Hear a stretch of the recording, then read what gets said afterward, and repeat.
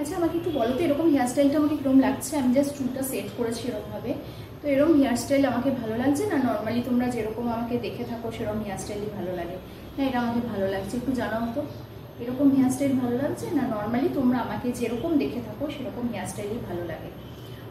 আমি ভাবছি এবার তাহলে চুলটা এরকম কাটবো।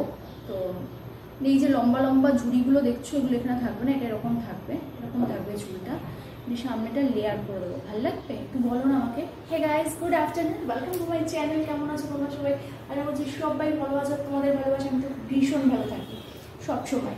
তো দেখো তো চুলটা কি এরকমভাবে কাটবো, মানে সামনেটা ধরো লেয়ার হবে এরকমভাবে, এই দুটো সাইড এরকমভাবে লেয়ার হবে, কীরকম লাগবে? আর পেছনটা স্টেপস থাকবে, কীরকম লাগবে একটু বলো।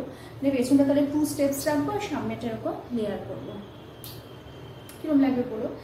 এই কালারের লিপস্টিকটা কারা কারা পছন্দ করছো? এই কালারের লিপস্টিক, এটা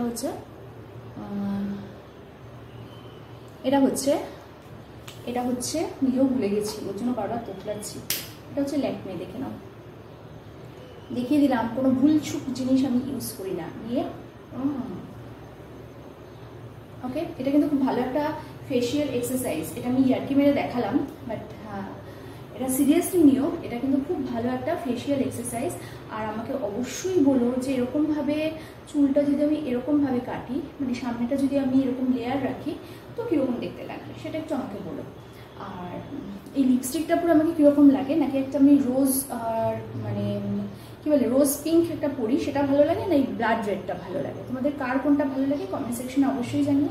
আর চুলটা সামনে এরকম লেয়ার করে কাটলে তোমাদের কার কার ভালো লাগবে সেটাও আমাকে জানিও। যেদিকে ভোট বেশি হবে আমি সেটাই কাটবো। তো কালকে আসবে একটা নতুন ভিডিও নিয়ে, ততক্ষণের জন্য